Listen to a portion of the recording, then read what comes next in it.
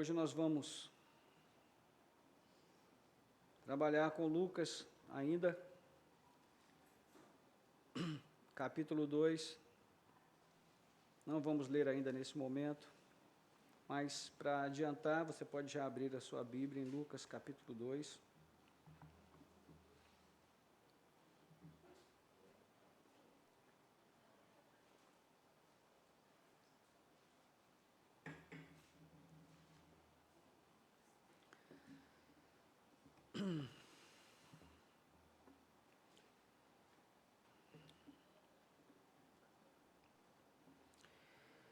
Muito bem, nós já fizemos aqui esses 3 domingos passados, 3 cânticos aqui de Lucas. Quais foram eles? Vamos ver se vocês estão bons de memória. Qual foi o primeiro? Cântico de Zacarias, que é o Benedictus, né? O segundo foi? Da Maria, isso, Magnificat. E o terceiro foi o Cântico dos Anjos. A gente sempre pensa que foram os pastores que cantaram, né? Mas os pastores só cantaram depois. E hoje nós vamos falar sobre o Cântico de Simeão, que também é chamado de Nunc Dimittis. Então nós vamos falar sobre esse cântico hoje, encerrando aqui a nossa série de cânticos de Natal, tá bom? Muito bem, irmãos, no Evangelho de João, Jesus fala muitas coisas que chocam a gente, coisas surpreendentes. E ele também faz muitas coisas surpreendentes.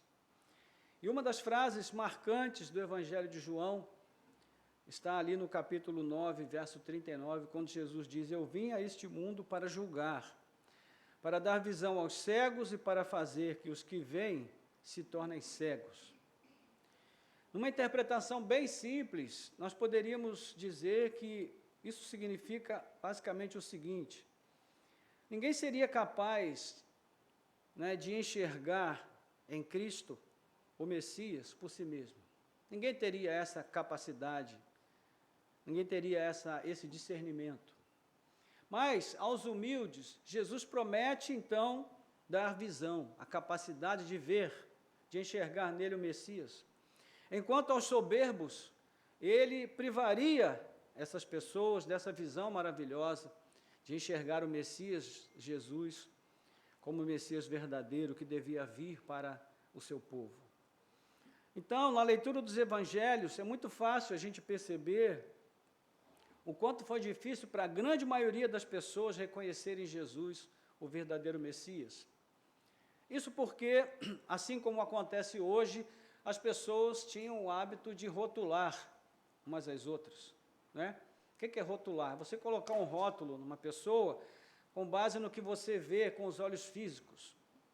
Então, eu me lembro de uma história que um amigo meu, que era gerente do Bradesco, ele era gerente do Prime. Então, ele disse que ele tinha um cliente que era bem rico, ele era fazendeiro, e era uma pessoa muito despojada, e a primeira vez que ele entrou no banco, ele entrou, de camiseta, chinelo de dedo, a calça dobrada até quase o meio da canela, e os seguranças barraram ele. E ele disse: "Não, eu sou cliente do banco." E eles disseram: não, o senhor não pode entrar, e ficaram naquela situação ali, porque julgaram pelo que viram. A coisa só se resolveu quando esse meu amigo foi chamado lá em cima, que alguém reconheceu que era cliente dele, ele descia lá, ele falou: "Não, esse é um dos meus melhores clientes aqui, deixa o homem passar, pelo amor de Deus." Então, naquela época, isso também acontecia. As pessoas eram rotuladas pelo que elas aparentavam ser, Então, quando as pessoas olhavam para Jesus, não conseguiam ver nele o Messias, porque ele não tinha a aparência que as pessoas esperavam. Isso já havia sido profetizado por Isaías, lá no capítulo 52, no finalzinho, quando o texto diz: "Olhamos para ele e não vimos nada que nos agradasse, porque a sua aparência era desfigurada." Então, Jesus não era uma pessoa atraente, né, aos olhos humanos. Aquele Jesus que a gente aprendeu a admirar nos quadros pintados, aquele loiro de olhos azuis e cabelos, né, tratados com shampoo Monange, esse Jesus não é o Jesus que nasceu na Galileia, que nasceu em Belém e foi criado na Galileia, em Nazaré. Né? Esse Jesus verdadeiro, ele estava oculto aos olhos da maioria das pessoas, inclusive dos seus próprios discípulos. E essa cegueira acabava, né, se estendendo a todo o povo de Israel por conta da cegueira dos seus líderes religiosos. Eles eram homens soberbos, arrogantes, preocupados apenas em garantir uma posição vantajosa, usando a religião como um instrumento de domínio sobre a vida do povo. Então, eles não conseguiam enxergar a extensão e o poder das antigas promessas, por isso eles também não conseguiram ver o Messias quando ele veio. Não é? Mas Deus preservou um remanescente fiel, como ele sempre faz, e deu a esse remanescente, a essas pessoas simples, na sua maioria, o dom de enxergar a verdade, o privilégio de reconhecer o Cristo do Senhor quando ele viesse, e isso aconteceu. Então essa visão não era própria das pessoas, mas uma obra do Espírito Santo agindo na mente e no coração delas. Então, irmãos, é mais ou menos sobre isso que nós vamos falar hoje aqui, neste último cântico da nossa minissérie Cânticos de Natal, o Cântico de Simeão. E para dar mais sentido ao cântico em si, nós vamos usar boa parte do contexto imediato anterior e posterior. Tá bom? Então, agora nós vamos fazer a leitura e depois nós vamos orar para pedir a direção do Senhor para esse momento. Lucas capítulo 2, 21 a 38, é o nosso texto de base. Lucas capítulo 2, 21 a 38.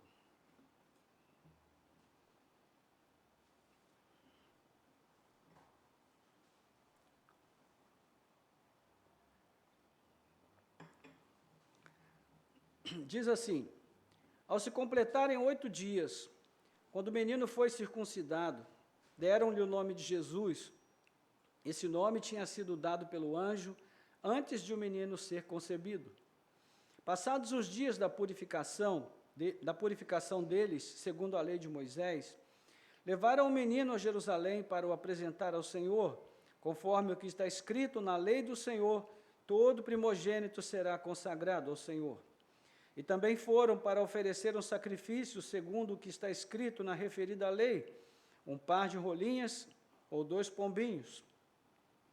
Em Jerusalém havia um homem chamado Simeão. Este homem era justo e piedoso e esperava a consolação de Israel. E o Espírito Santo estava sobre ele. Ele tinha recebido uma revelação do Espírito Santo de que não morreria antes de ver o Cristo do Senhor. Movido pelo Espírito, ele foi ao templo. Quando os pais trouxeram o menino Jesus para fazerem com ele o que a lei ordenava, Simeão o tomou nos braços e louvou a Deus, dizendo: agora, Senhor, podes despedir em paz o teu servo, segundo a tua palavra, porque os meus olhos já viram a tua salvação, a qual preparaste diante de todos os povos, luz para a revelação aos gentios e para a glória do teu povo de Israel. E o pai e a mãe do menino estavam admirados com o que se dizia a respeito dele. Simeão os abençoou e disse a Maria, mãe do menino: eis que este menino está destinado tanto para a ruína como para a elevação de muitos em Israel e para ser alvo de contradição, para que se manifestem os pensamentos de muitos corações. Quanto a você, Maria, uma espada atravessará a sua alma. Havia uma profetisa chamada Ana, filha de Fanuel, da tribo de Aser. Ela era bem idosa, tendo vivido com o marido 7 anos, desde que tinha se casado. Agora era viúva de 84 anos. Ela não deixava o templo, mas adorava noite e dia com jejuns e orações. E chegando naquela hora, dava graças a Deus e falava a respeito do menino a todos os que esperavam a redenção de Jerusalém. Amém. Vamos orar. Nosso Deus e Pai, graças te damos pela leitura da Tua Palavra, Senhor, pois a simples leitura das Sagradas Escrituras já nos alimentam a alma, já trazem conforto aos nossos corações e despertamento ao nosso íntimo, Senhor. Obrigado porque o Senhor é bom e tem nos permitido, Pai, o privilégio de ter a Tua Palavra, ó Deus, a nosso dispor, em muitas versões diferentes, para que nós a leiamos e aprendamos sobre Ti e cresçamos no conhecimento do Senhor dia após dia. Agora pedimos que o Senhor nos conduza, Pai, um pouquinho além no conhecimento que nós temos recebido até o presente momento. Ajuda-nos, Senhor, acrescenta-nos, ó Deus, este conhecimento, para que nós possamos aprender a Te amar e Te servir de uma maneira ainda melhor do que temos feito até aqui. Nós oramos assim com gratidão, em nome de Jesus. Amém.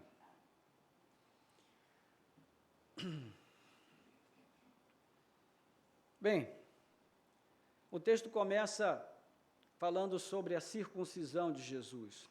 Depois de 8 dias, Jesus foi circuncidado, que era a prescrição que havia na lei de Moisés, mas essa prescrição, na verdade, antecedia a lei de Moisés, pois em Gênesis 17, 12, na parte A e B nós lemos: o menino que tem 8 dias será circuncidado entre vocês, todos do sexo masculino, nas suas gerações, devem ser circuncidados. Então, embora a lei ratifique essa ordenança, né, Levítico capítulo 12, versículo 3, essa prática da circuncisão, ela antecede a lei. Então, ela já fazia parte do contexto da aliança, muito antes de Moisés existir aqui nesse cenário como legislador de Israel. O que era a circuncisão? Bem, era uma pequena cirurgia para a remoção do prepúcio, que é uma pele, né, que cobre a extremidade do órgão sexual reprodutor do homem.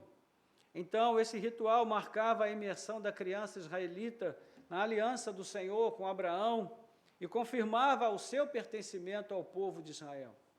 Então, sem esse ritual, a criança não completava o seu ciclo de imersão na comunhão e no pertencimento ao povo de Deus e à aliança com Abraão.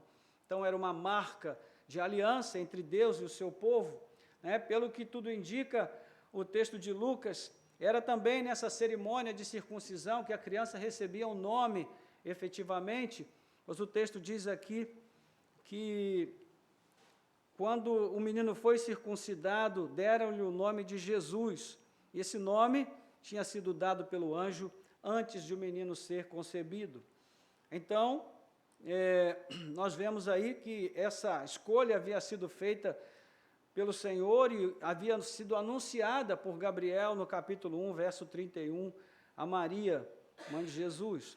E como Paulo vai destacar mais tarde, Jesus nasceu sob a lei, ou seja, ele nasceu, foi concebido para viver uma vida inteira sujeita à lei de Deus, cumprindo plenamente todas as exigências dessa lei, né, para que ele salvasse da condenação da lei aqueles que viessem a crer no seu nome. Gálatas capítulo 4, versículos 4 e 5.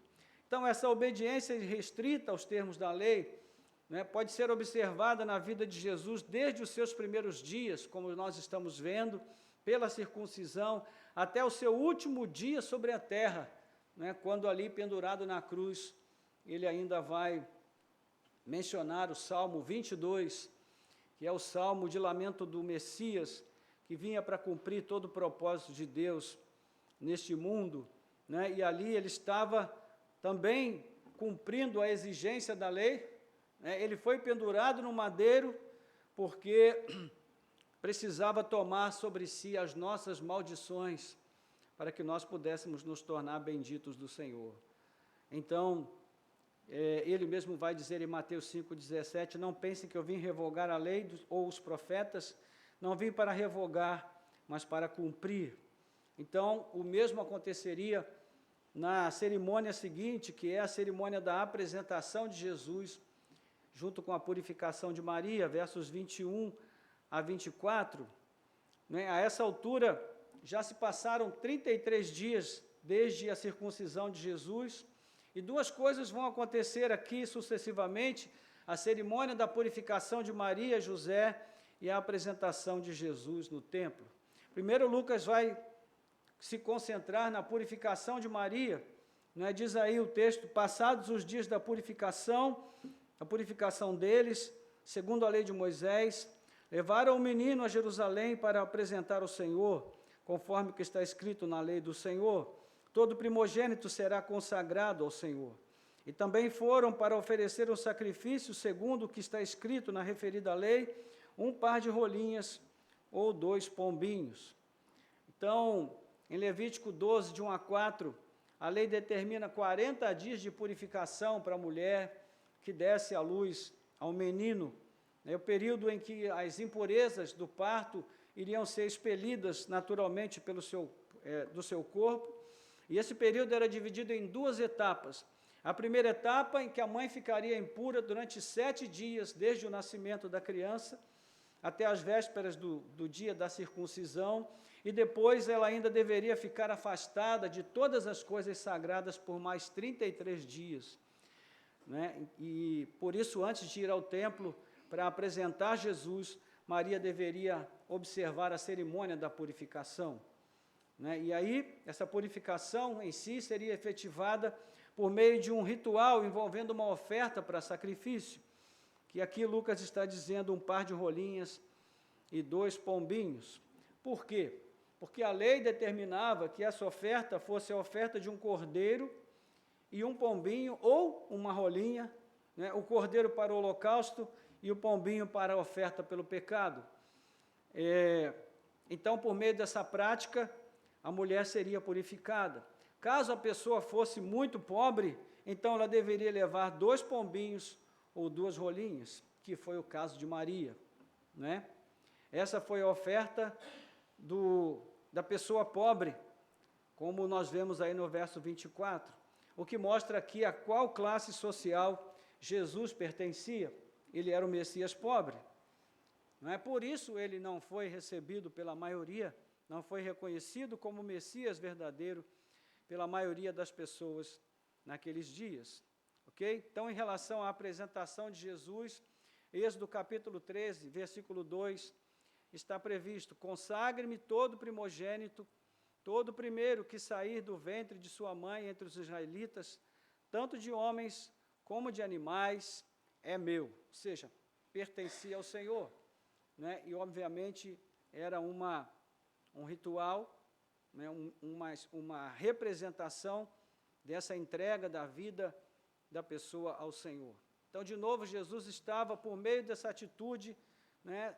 Ele com sua família, especialmente os seus pais, José e Maria, cumprindo ali diligentemente todas as prescrições da lei, embora eles fossem consagrados ao Senhor, esses primogênitos, não é, com exceção da tribo de Levi, eles deveriam ser resgatados com uma oferta que naquele momento era uma oferta de 5 ciclos de prata, né, para que eles não precisassem ser consagrados ao serviço do templo, uma vez que isso só ocorria com os descendentes de Levi. Depois você pode conferir em Lucas capítulo 18, aliás, Números capítulo 18, perdão. Então observamos, irmãos, que no que se refere a Jesus, tudo foi feito de acordo com o rigor da lei. E Lucas não coloca isso daqui sem querer, isso tem um propósito, tem uma razão de ser, tem um motivo. Né? Essa é uma das ênfases de Lucas aqui, porque ele quer mostrar que Jesus cumpriu toda a lei, sem deixar nenhum ponto para trás. Okay? Então, chama a sua atenção para um detalhe bem importante aqui nesse momento, é que Lucas, por 2 vezes, nesse capítulo, ele enfatiza que Jesus é o primogênito de Maria. Ele vai dizer isso no verso 7, né, do capítulo 2, um pouquinho antes, quando ele fala que Maria deu à luz o seu filho primogênito, e agora no verso 23, ele fala que Jesus era o primogênito de Maria, que deveria ser consagrado. Ele não é chamado de unigênito, mas de primogênito. Isso quer dizer que ele teria irmãos, que ele foi o primeiro filho de Maria, mas não o único gerado por ela, né? Ou seja, por que isso é importante? Porque mostra que é inválida a doutrina católica da perpétua virgindade de Maria, não tem fundamento bíblico, né? E Lucas faz questão de destacar que Jesus foi o primeiro filho de Maria, porque ela teve outros filhos. É certo que Jesus foi o primeiro e o único gerado pelo Espírito Santo, mas após o seu nascimento, José e Maria tiveram relações sexuais e tiveram outros filhos e filhas.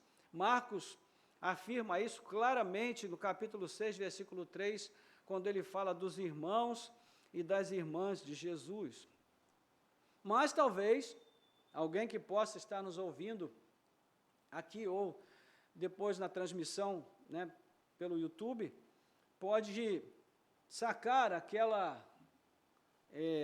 recurso teológico, né, que é muito comum, dizer, não, mas os teólogos católicos dizem que a palavra usada ali, adelphos, não significa somente irmãos, mas também pode significar primos. A questão, irmãos, é que esse uso da palavra, né, no significado que os teólogos católicos querem sustentar, não se encontra em nenhum registro da língua grega e muito menos é confirmado pelos melhores léxicos, que são os dicionários gregos técnicos, e se baseia tão somente na tradição da Igreja Católica. Ok? Então, Jesus teve sim irmãos e irmãs, ou seja, onde a Bíblia diz que Jesus teve irmãos e irmãs, ele teve irmãos e irmãs, não foram primos. O único primo de Jesus que a gente conhece aqui é João Batista, né? Foram gerados no mesmo ventre de Maria. Isso diminui, em algum percentual, a origem divina de Jesus? Não diminui. Isso diminui a dignidade de Maria como mãe do Salvador? Não diminui. Mas se nós não devemos desprezar, não é, Maria, porque Maria foi uma mulher piedosa, e o texto de Lucas mostra isso claramente, ela teve méritos no sentido de ser uma mulher piedosa, temente a Deus e disposta a fazer a vontade de Deus, sim, mas por outro lado não podemos venerá-la e muito menos colocá-la no mesmo nível de Deus, nem do Pai, nem do Filho e muito menos do Espírito Santo, ok? Então, na sequência do texto, agora seguindo já, nós chegamos ao ponto em que ocorre aqui uma quebra no enredo de Lucas, porque ele deliberadamente abre um pequeno parêntese para destacar algo muito importante, que é o primeiro reconhecimento público de Jesus como Messias, né? Nós tivemos ali uma situação com os pastores, que eles deram testemunho de Jesus, apenas um pequeno grupo, mas agora nós vamos ver isso acontecer no templo de Jerusalém, em versículos 25 a 38.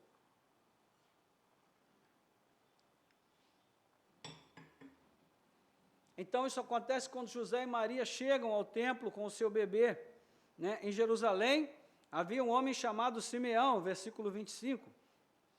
Este homem era justo e piedoso e esperava a consolação de Israel, e o Espírito Santo estava sobre ele. Ele tinha recebido uma revelação do Espírito Santo de que não morreria antes de ver o Cristo do Senhor. Movido pelo Espírito Santo, ele foi ao templo, e quando os pais trouxeram o menino Jesus para fazerem com ele o que a lei ordenava, Simeão o tomou nos braços e louvou a Deus.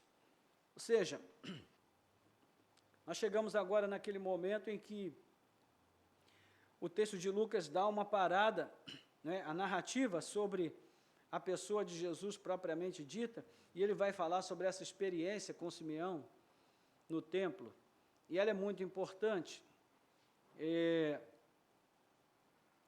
Quem foi que reconheceu Jesus, agora no ambiente mais público, que é o ambiente do templo, quem foi que reconheceu Jesus como o Messias de Israel? Se a gente não conhecesse o texto, nós poderíamos dizer, só pode ter sido um sacerdote, porque afinal o sacerdote tem a sensibilidade espiritual para isso, ou o mestre da lei, porque ele conhece as Escrituras, não é? Ou seja, quem melhor poderia ser escolhido para esse momento?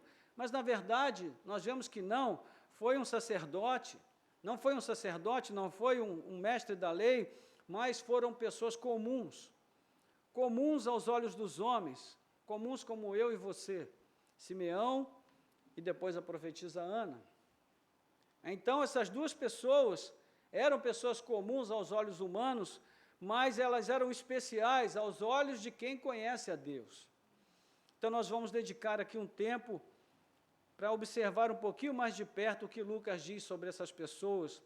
E primeiro nós vamos ver sobre Simeão, e à frente nós veremos sobre Ana.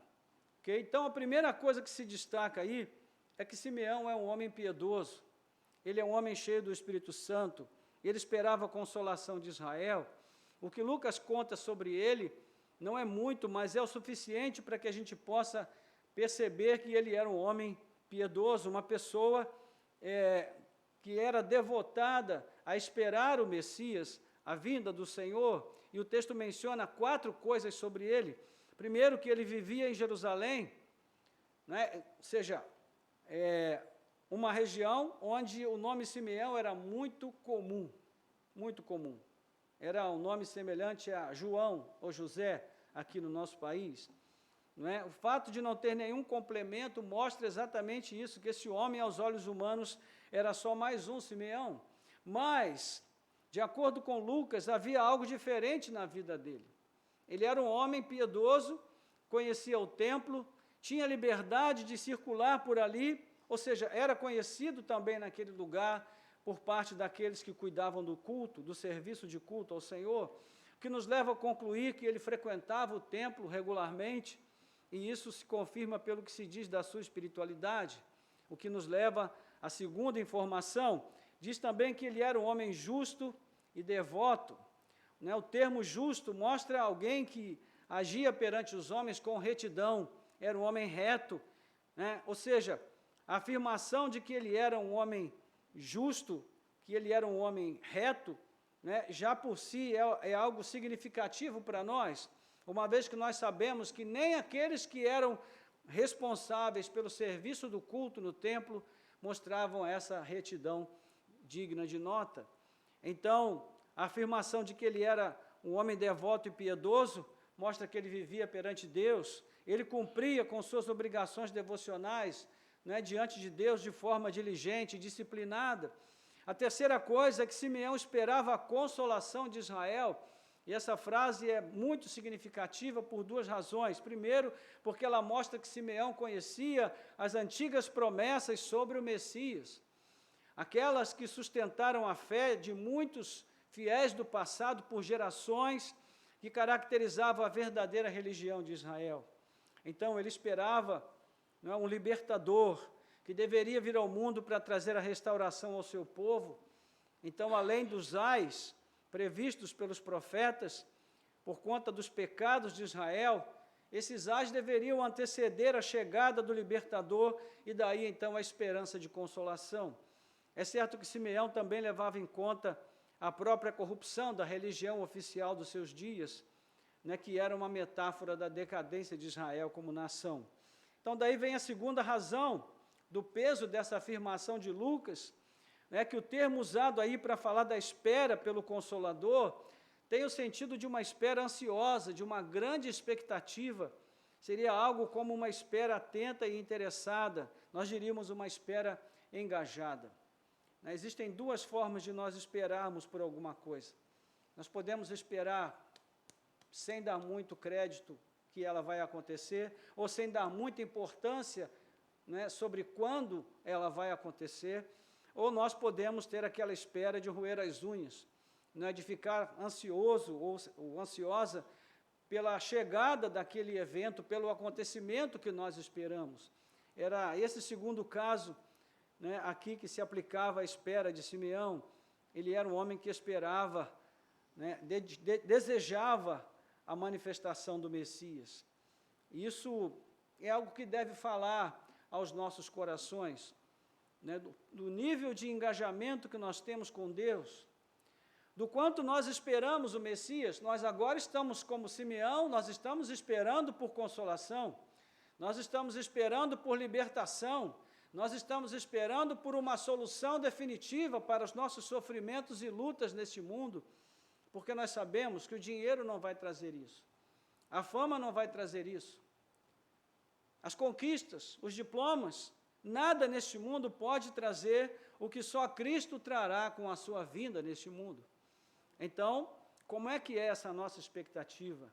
É uma expectativa engajada, que nos leva também à devoção, à piedade, que nos leva a viver uma vida preparada para receber o Messias quando ele vier, ou é uma espera distraída, como aquela dos líderes religiosos, que já haviam até desacreditado que o Messias realmente pudesse vir, né? E a quarta e última informação sobre Simeão é que ele era um homem sobre quem o Espírito Santo estava. Essa é uma frase, né, uma afirmação muito comum no Antigo Testamento, e ela fala de ocasiões especiais onde o Espírito Santo vinha sobre alguém e capacitava essa pessoa para uma tarefa específica. Então, o Espírito Santo não estava sobre Simeão da mesma forma que estava sobre os discípulos depois da descida do Espírito, ali no capítulo 2 de Lucas. Aqui era uma forma diferente, era uma visitação que capacitava aquela pessoa a agir de determinada maneira. Então, o texto dá a entender que o Espírito estava sobre ele para que ele pudesse, primeiro, reconhecer o Messias, né, e para que os seus pensamentos e ações fossem orientados nesse sentido, nessa direção. Primeiro, o Espírito havia revelado que ele não morreria antes de ver o Messias, o Cristo do Senhor, que mostra que ele tinha essa intimidade com Deus, ele tinha um relacionamento com Deus que antecedia, que precedia essa visita do Espírito que revelou isso a ele.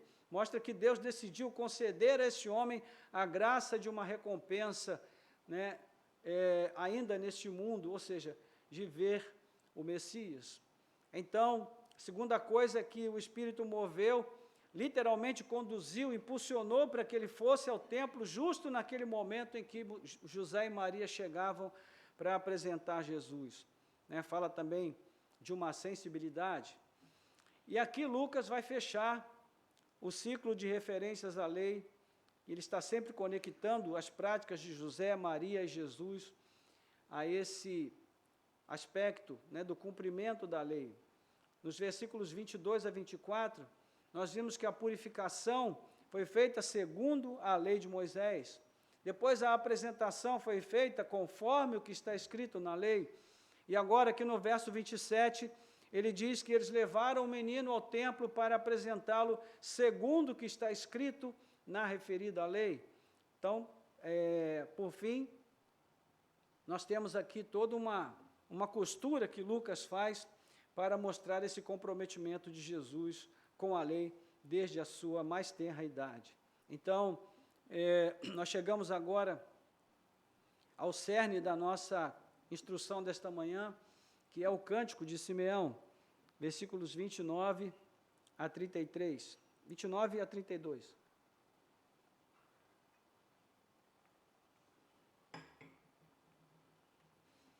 Diz que Simeão tomou o menino nos braços e louvou a Deus, dizendo: agora, Senhor, podes despedir em paz o teu servo segundo a tua palavra, porque os meus olhos já viram a tua salvação, a qual preparaste diante de todos os povos, luz para a revelação aos gentios e para a glória do teu povo de Israel.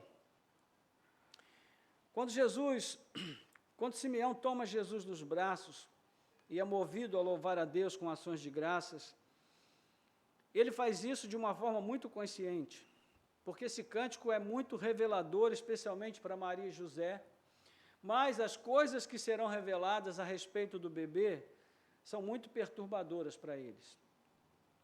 E dois elementos aqui chamam muito a atenção nesse sentido. O primeiro é que Simeão revela a Maria e José aquilo que Deus havia falado só a ele.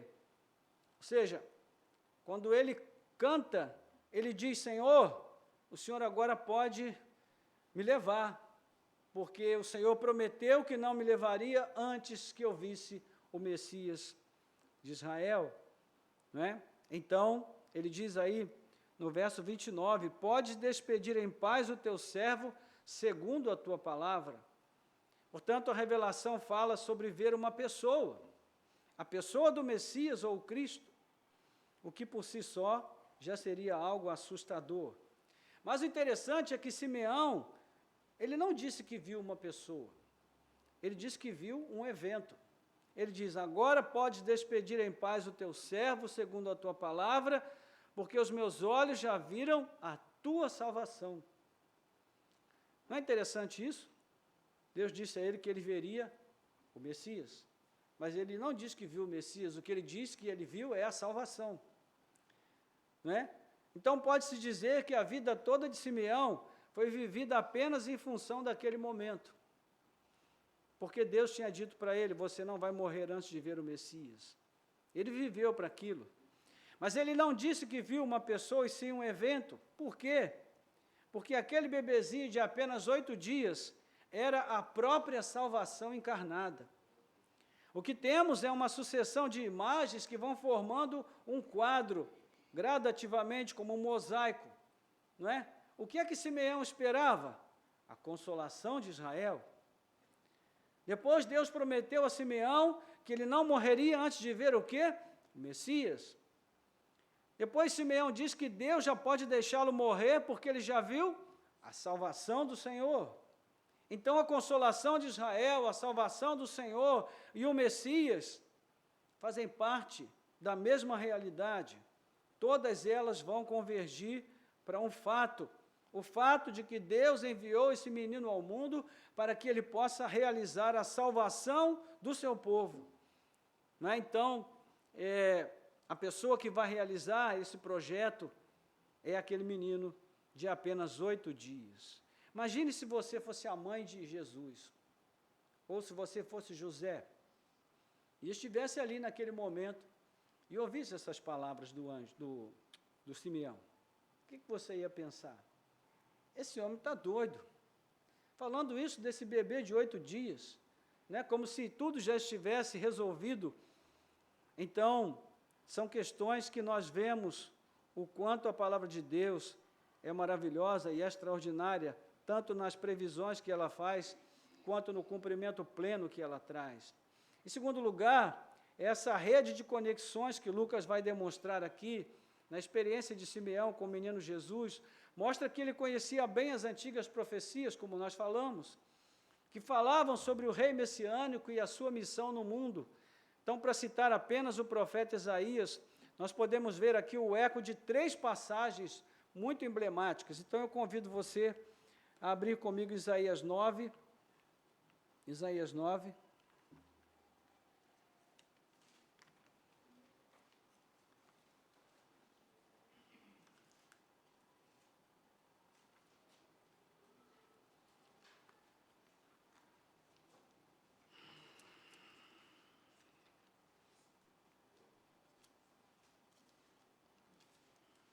Versículos 6 e 7, diz o quê? Porque um menino nos nasceu, um filho se nos deu, o governo está sobre os seus ombros, e o seu nome será Maravilhoso, Conselheiro, Deus Forte, Pai da Eternidade, Príncipe da Paz.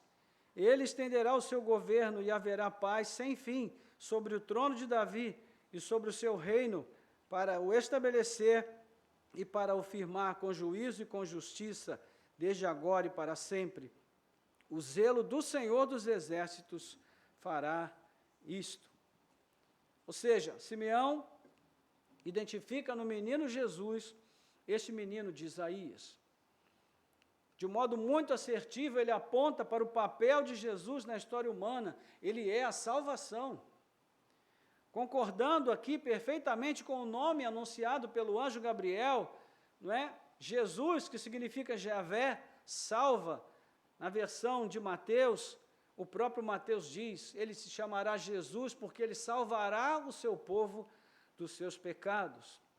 A segunda passagem e a terceira, Isaías 42, versículo 6, e também 49, versículo 6.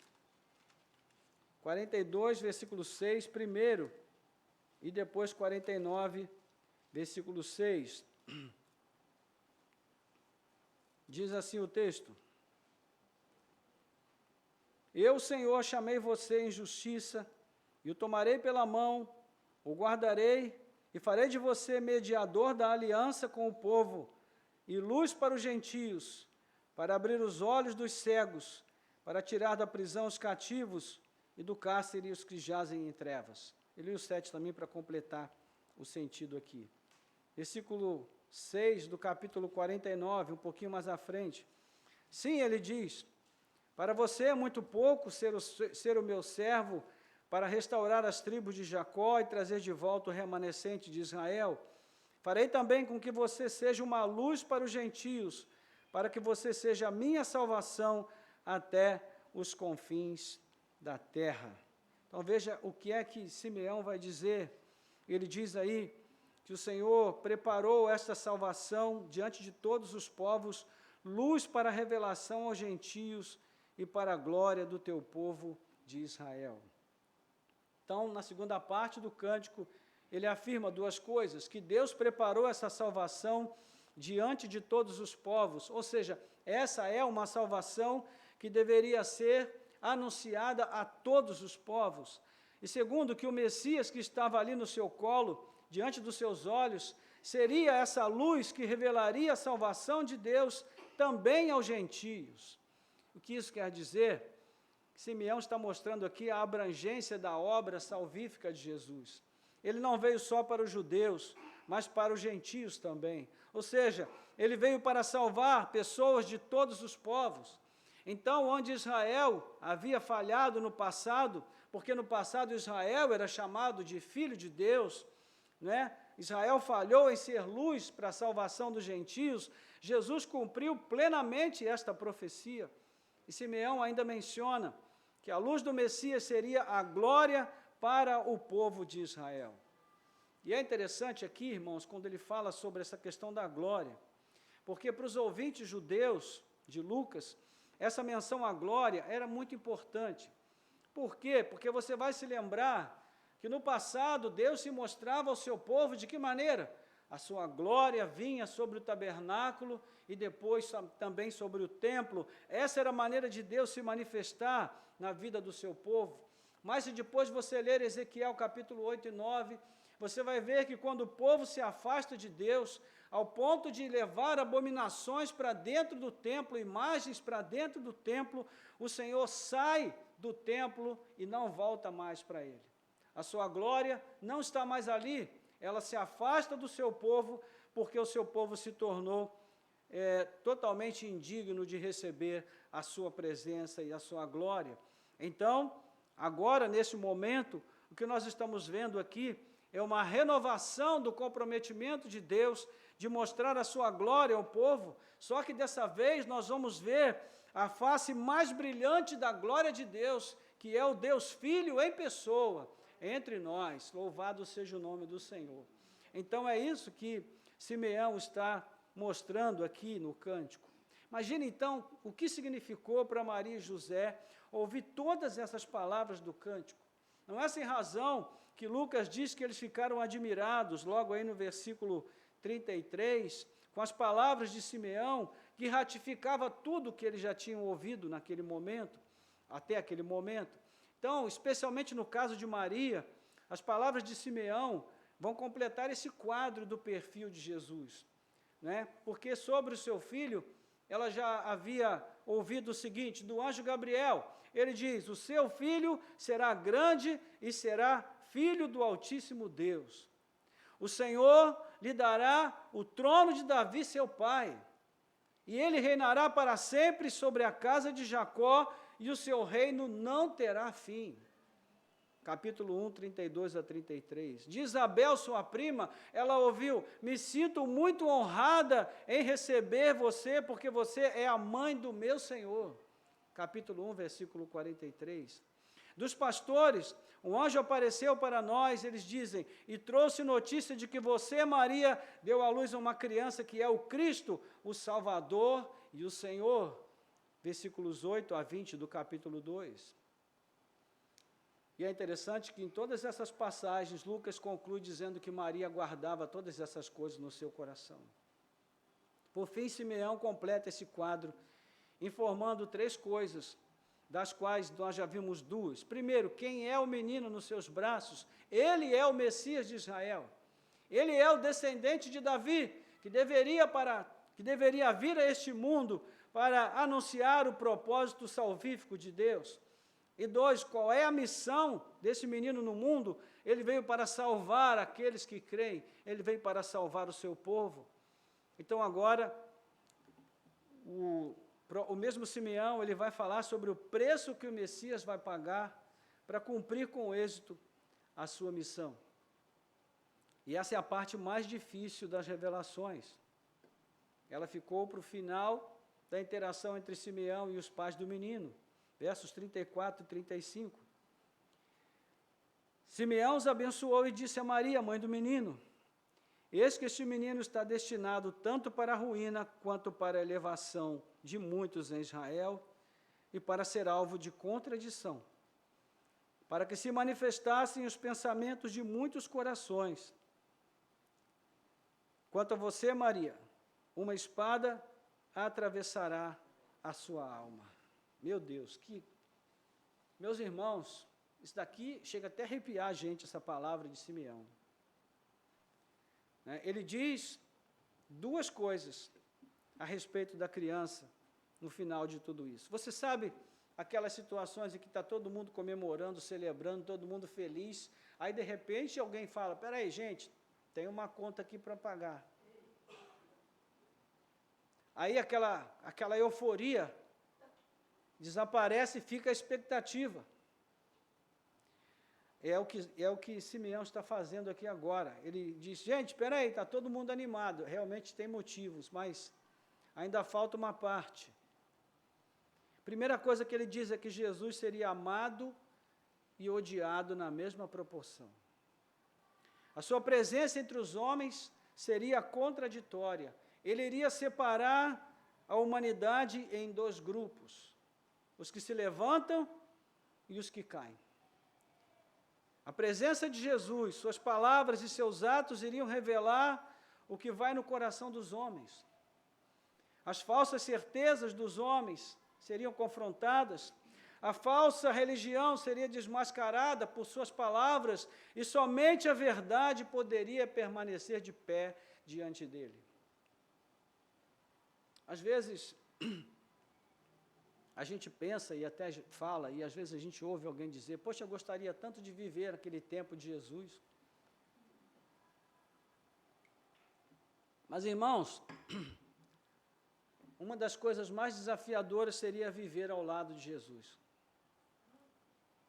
Imagine você viver ao lado de uma pessoa que conhece o seu coração, que sabe o que você pensa, que vai no mais íntimo da sua alma. Então, era assim que Jesus se parecia para as pessoas.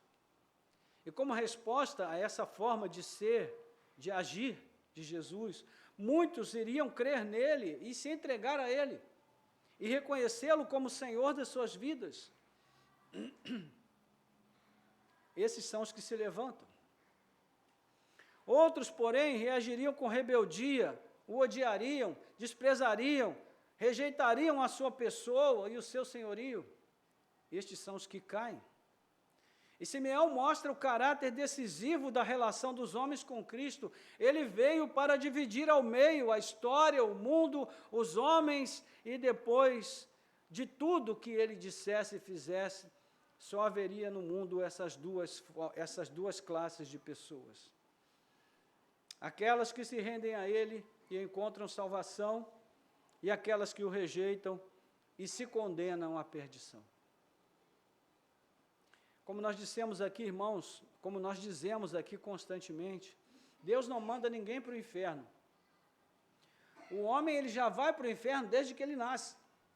À medida em que ele cresce, que ele vai se desenvolvendo, ele vai caminhando para a perdição. O que Deus faz é tirar pessoas desse caminho, trazendo-as para Cristo. Isso é o que ele faz. Porque o homem, ele já está se perdendo por si mesmo desde que ele nasce. Mas o segundo fato importante é que todas as alegrias que foram anunciadas antes a respeito do menino, agora são contrastadas com uma revelação precoce da forma de sua morte. ele será pregado numa cruz. É o preço da salvação que ele veio trazer.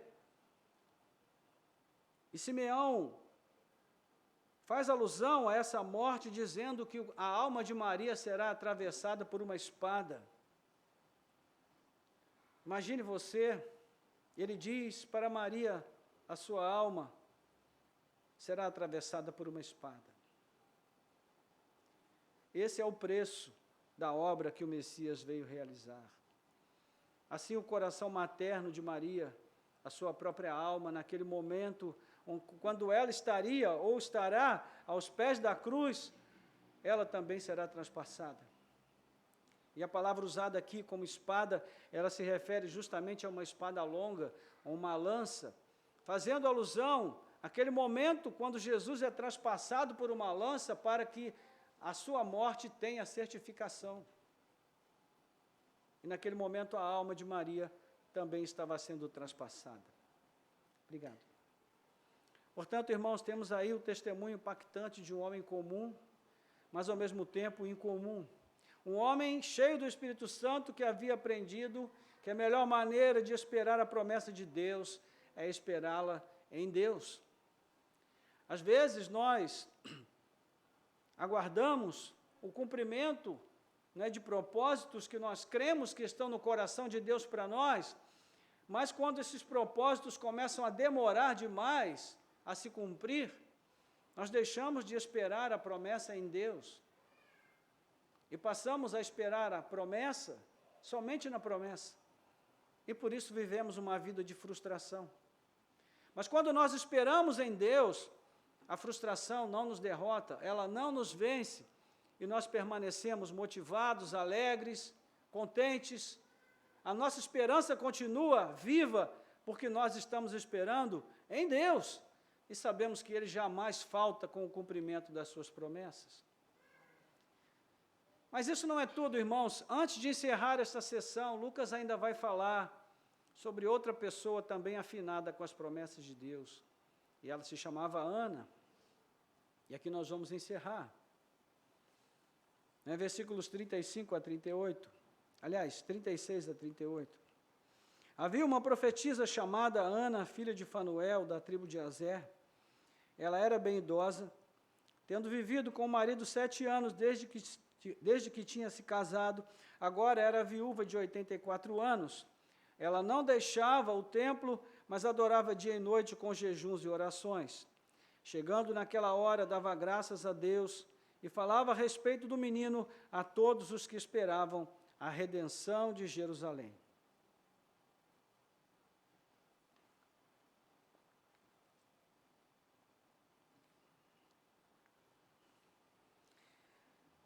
Bom, se Lucas falou pouco sobre Simeão, ele fala menos ainda sobre Ana.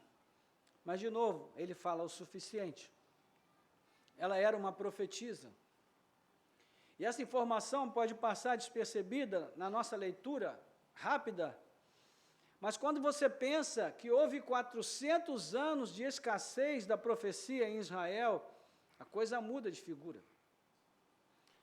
Durante 400 anos não se levantava profeta em Israel. Somente dali a alguns anos João Batista iria reacender a chama do profetismo bíblico.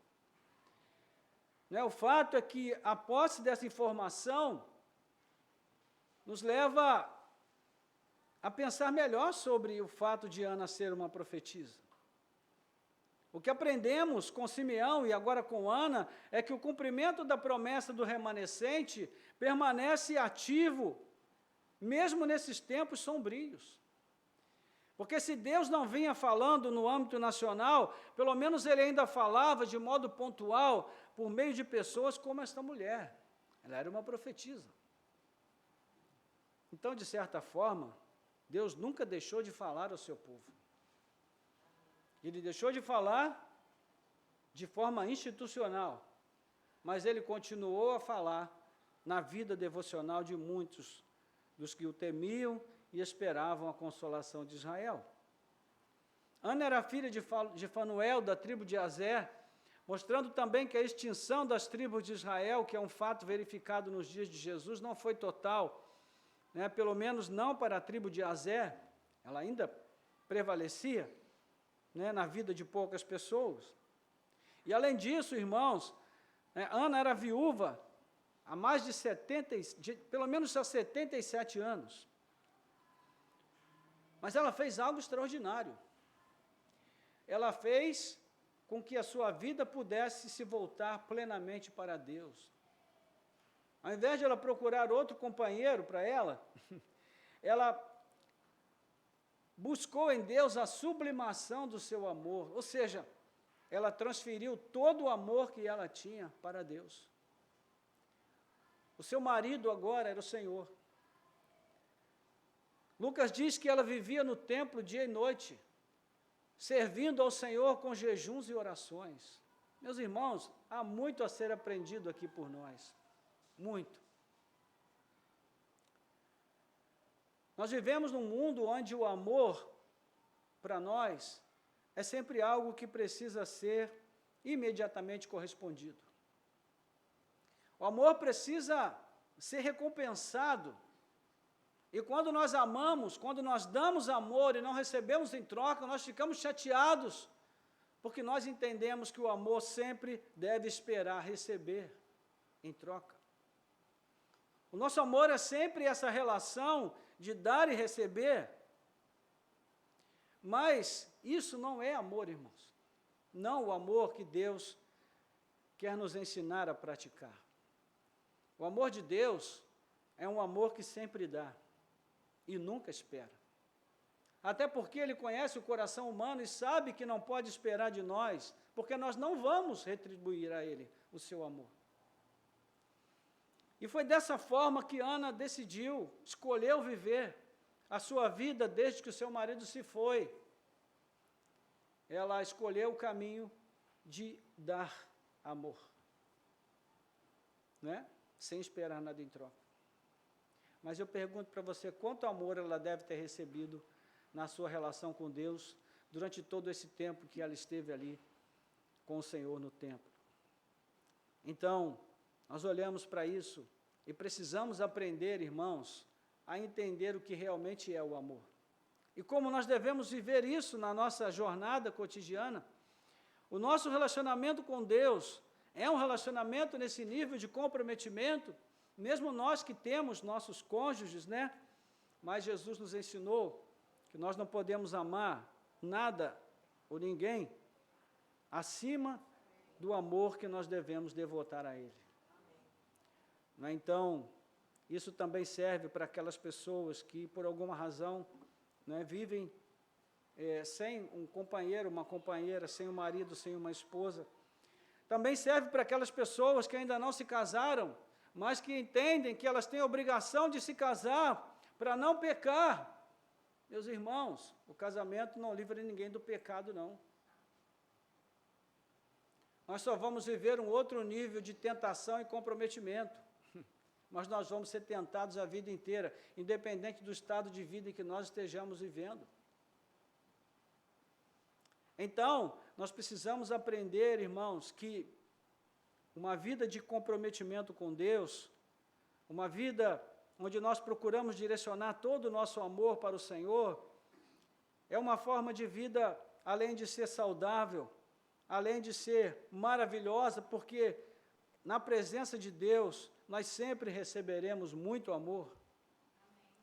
Isso também nos isenta de tolices, de ingenuidades, de achar que nós precisamos de um relacionamento para salvar a nossa vida. Ninguém vai salvar a nossa vida senão Jesus. Ele é o único Salvador que existe. Então, não há nada de errado em nós esperarmos que Deus levante alguém para formar conosco um par, que vai viver conosco durante todos os dias que o Senhor permitir, com uma vida feliz e alegre no contexto da vida conjugal. Sim, mas não podemos fazer disso uma tábua de salvação, porque nós vamos nos frustrar. Então, Ana nos ensina muitas coisas que a gente poderia ainda estender aqui, mas o nosso tempo não permite, só para a gente poder pensar um pouquinho sobre isso.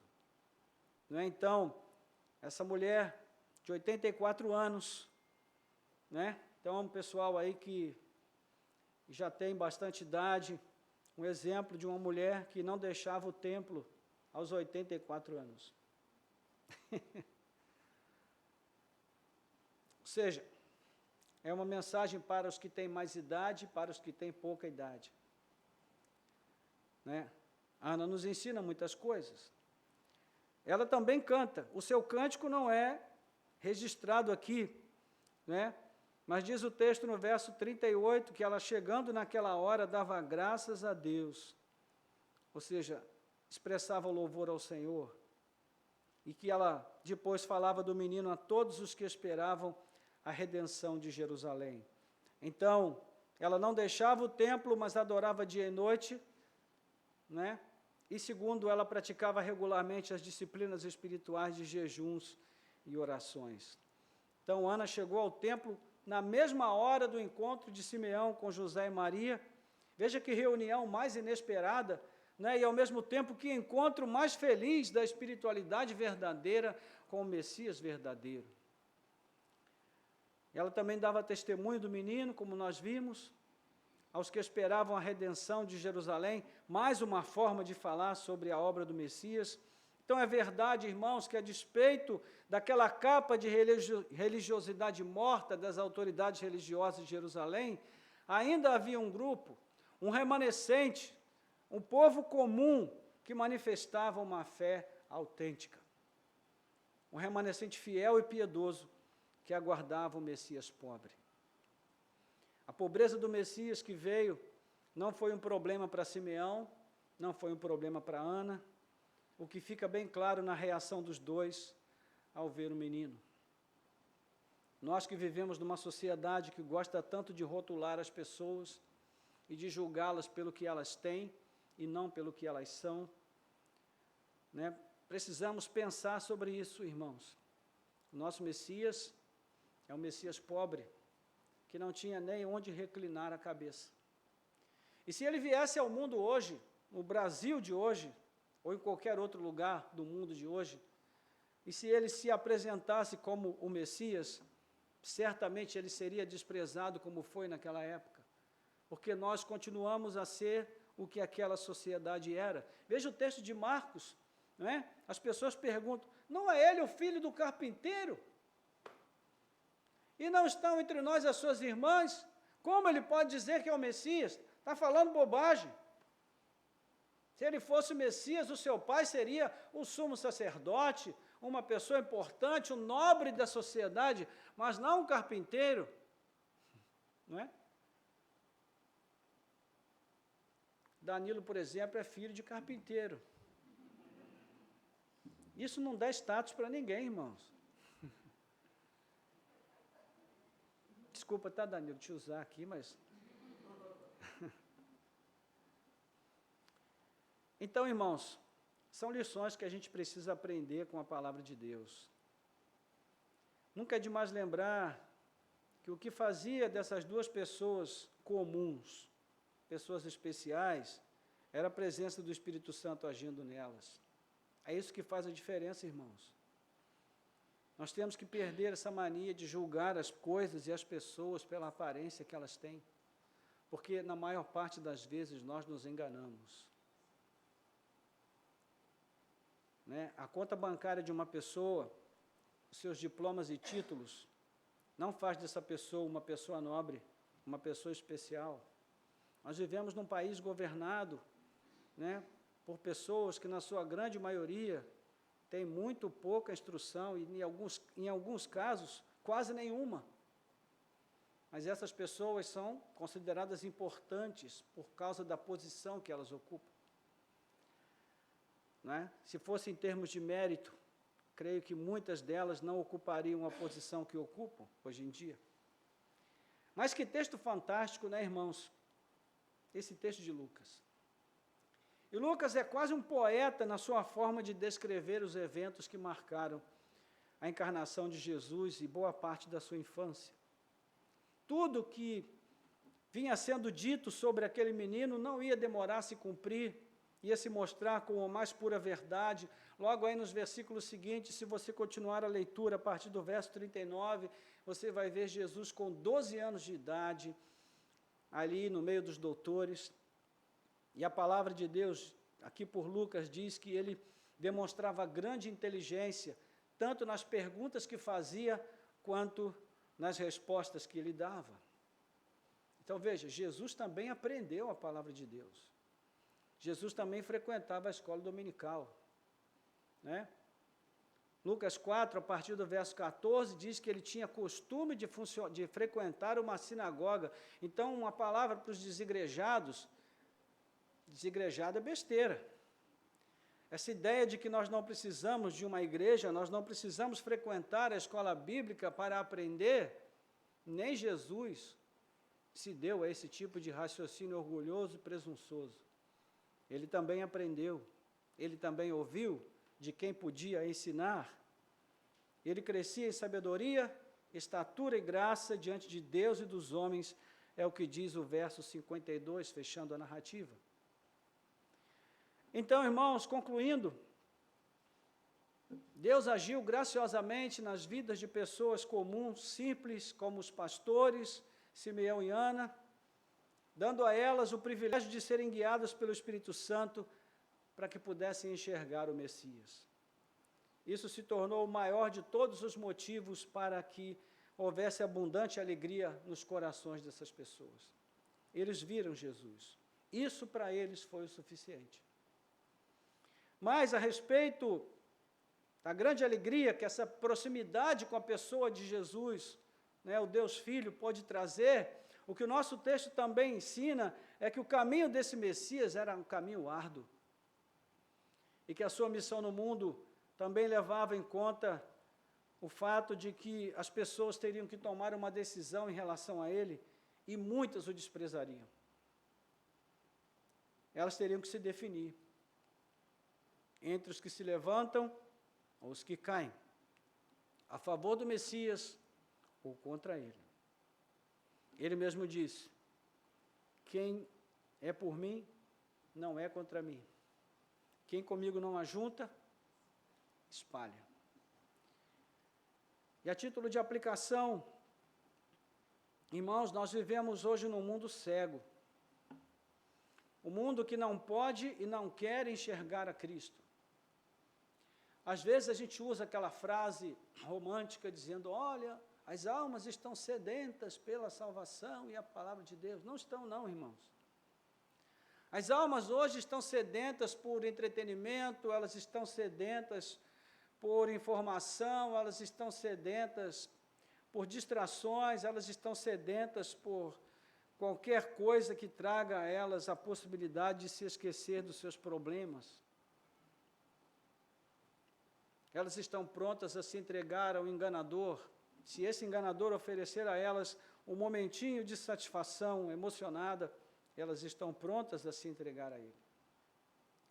A nossa sociedade se recusa a enxergar os seus próprios pecados e o tamanho do abismo que está se abrindo debaixo dos seus pés. E o pior é que estamos vendo isso acontecer também dentro da igreja, que vem mostrando a mesma cegueira para ver o Messias verdadeiro.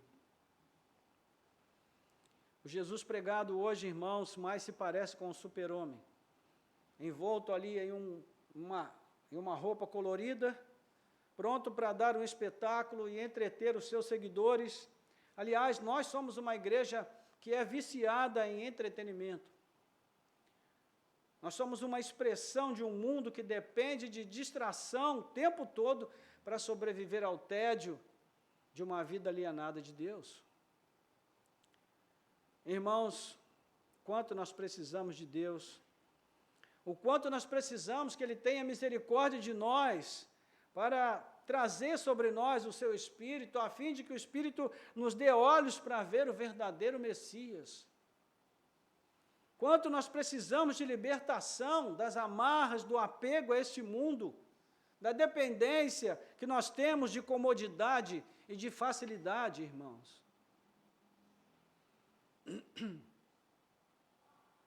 Eu assisti a uma série com a minha esposa esses dias, que fala sobre por que existem áreas no mundo em que as pessoas vivem muito, pessoas centenárias. E hoje existem pouquíssimas dessas áreas no mundo. A expectativa de vida nos Estados Unidos está caindo. As pessoas estão vivendo menos. E esse pesquisador, por 20 anos, estudou o fenômeno da longevidade de determinados grupos em determinados lugares do mundo. E ele formou um quadro, na verdade um gráfico, onde ele mostra pequenas coisas que podem fazer com que a gente tenha não somente uma vida longa, mas também uma vida longa e saudável. E uma das coisas principais que ele observou em todos os grupos foi justamente o fato dessas pessoas buscarem uma vida simples, de desprezarem a vida fácil e cômoda. Então, elas preferem rachar lenha na mão, ao invés de usar uma motosserra. Elas preferem bater o bolo na mão do que usar aquela planetária. Elas preferem fazer as coisas com as próprias mãos do que usar recursos tecnológicos.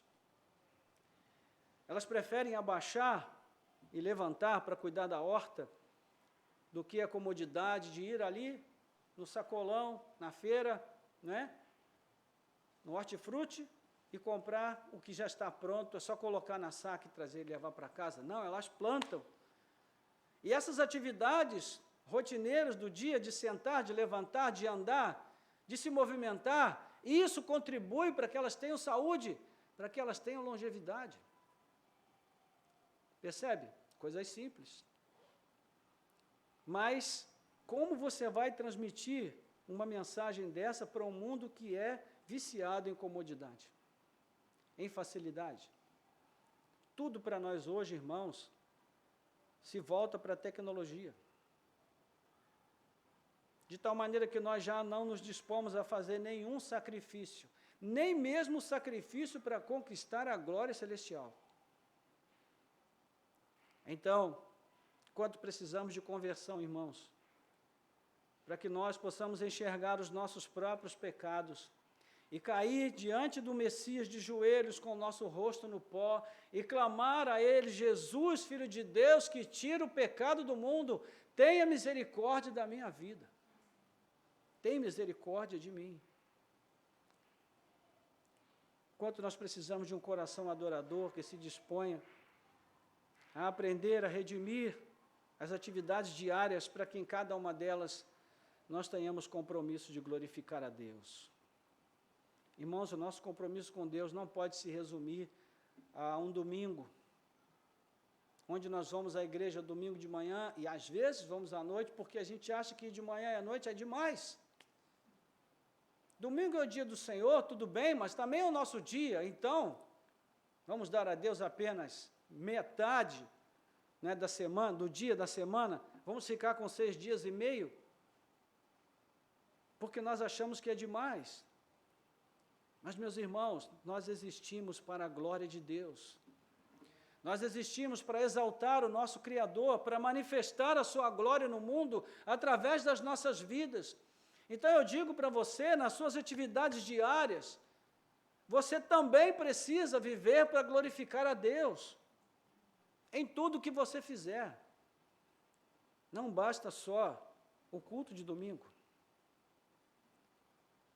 E a pergunta é, hoje é dia 24 de dezembro, logo mais na hora da ceia, qual é o menino que você vai celebrar no Natal? É aquele menino que nasceu em Belém? É esse menino descrito por Simeão, por Ana, pelos pastores, pelo anjo Gabriel? Os seus cânticos de Natal são aqueles que celebram a esse Jesus? Eu pergunto para você, quando você se depara com lojas cheias de imagens diversas do Papai Noel, enfeites e laços e cores, mas nenhuma menção ao menino Deus que está sendo descrito aqui, você sente algum desconforto? Isso ainda te incomoda? Ou não mais? Esses dias nós fomos a uma loja dessas que vende esses enfeites, essas coisas, e procuramos um presépio. Não tinha nenhum, irmãos. Nenhum presépio. Mas Papai Noel tinha de todas as cores, tipos e jeitos.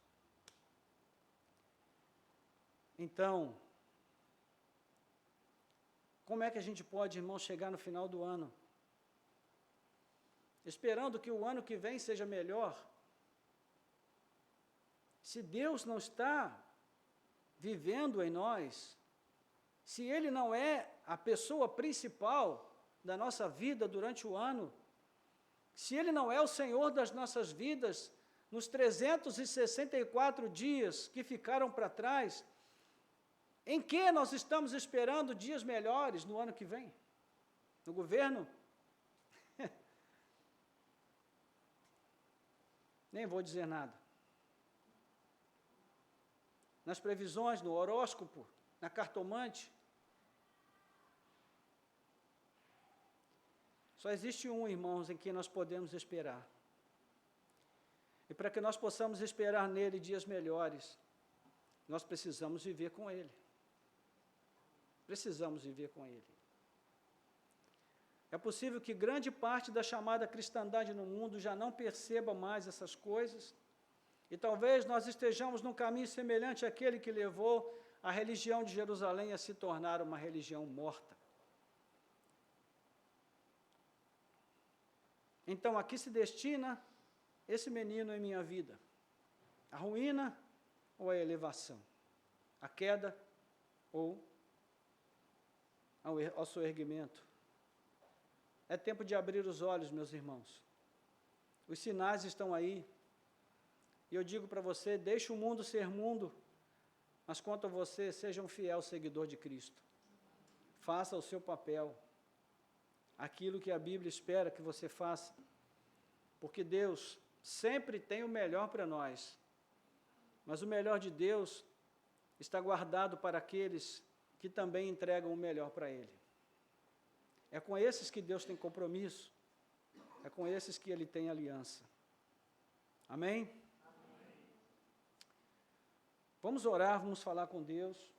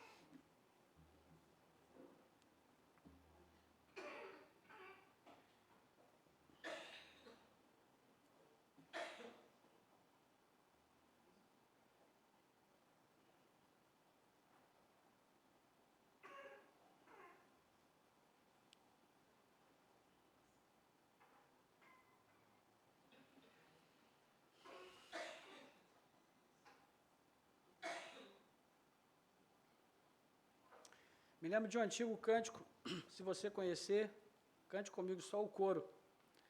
Diz assim: brilha Jesus, mostra ao mundo a luz de Deus Pai, Espírito de Deus, vem refúgio em nós, faz transbordar aos povos tua graça e perdão, vem ordenar que haja luz, ó Senhor. De novo.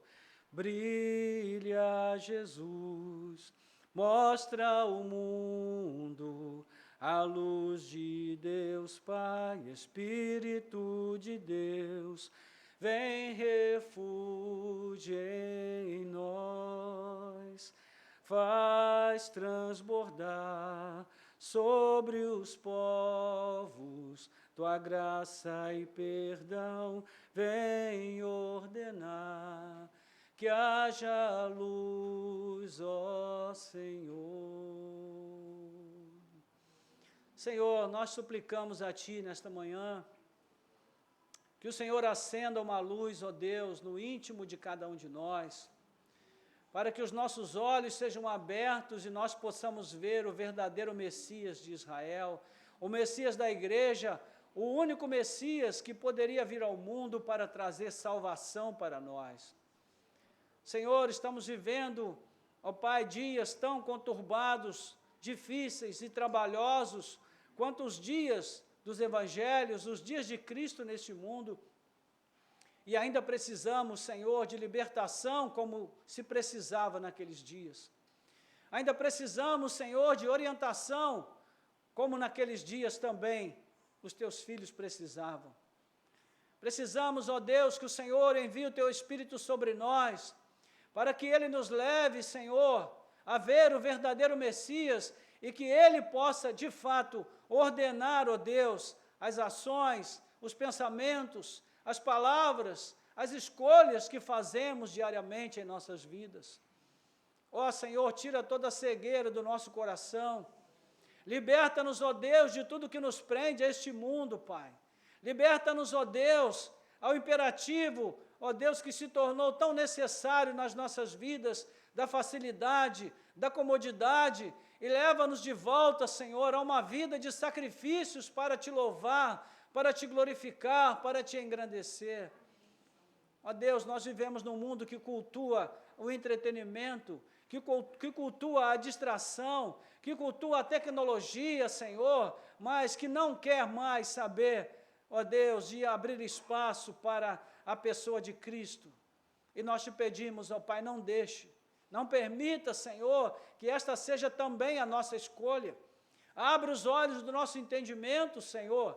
Desperta-nos, ó Deus, do sono, Pai amado, e ajuda-nos, ó Deus, a olhar para a Tua palavra e ver o quanto precisamos ainda voltar para Ti, Senhor. Tem misericórdia de nós. Coloca em nossos corações, ó Deus, aquilo que foi semeado nesta manhã, à luz da Tua palavra, que o Senhor possa sedimentar esta semente, ó Deus, que ela seja fortalecida, que ela seja, ó Deus, fincada no lugar mais fundo da nossa alma, Senhor, e que ela seja também capaz de romper o solo, ó Deus, de criar raízes fortes e de se tornar uma árvore que produza frutos de arrependimento, de louvor e exaltação ao Teu santo nome, Pai amado. Ó Senhor, ajuda-nos, para que nós estejamos ao lado, ó Deus, dessas pessoas simples, mas que tiveram o privilégio, que receberam de Ti a graça de enxergar o Messias e de, ó Deus, ajustar as suas vidas a partir do que viram, a partir da pessoa do nosso Salvador. Senhor, permita, Senhor, que os nossos corações estejam alinhados com aquilo que a Tua palavra tem nos ensinado, que nós possamos dar um passo atrás, ou à frente, que seja, para que, Senhor, aquilo que não pudemos fazer e não conseguimos fazer ao longo de todo esse ano, que nós possamos estabelecer como meta, Senhor, para os próximos dias que estão surgindo, Senhor, trazendo um novo ano, para que seja algo que nos aproxime mais do Senhor. Tira de nós, ó Deus, este hábito, Senhor, que já desenvolvemos, Pai, de fazer da nossa vida devocional algo que, ó Deus, é feito apenas com o momento que sobra do nosso dia, mas que o encontro contigo, Senhor, seja prioridade para nós diariamente, que nós separemos um tempo de qualidade para investir no nosso crescimento espiritual, na nossa vida de intimidade com o Senhor. Ó Deus, em nome de Jesus, que o Senhor nos dê um coração comprometido, Pai, que nós organizemos a nossa vida em torno do Messias, e não o contrário, Senhor, porque é o que temos feito muitas vezes. Te damos o que sobra do nosso tempo, da nossa energia, do nosso esforço, da nossa vitalidade, ó Deus, dos nossos recursos materiais, e assim, Senhor, nós nos iludimos, entendendo que estamos fazendo melhor, quando no fundo sabemos que não estamos fazendo. Então, Senhor, desperta-nos, abre os nossos olhos, enquanto é dia, Senhor, porque daqui a pouco vem a noite, em que nada mais poderá ser feito. Então te pedimos, tem misericórdia de nós e ajuda-nos, ó Deus. Nós te pedimos e te agradecemos, em nome de Jesus. Amém. Amém.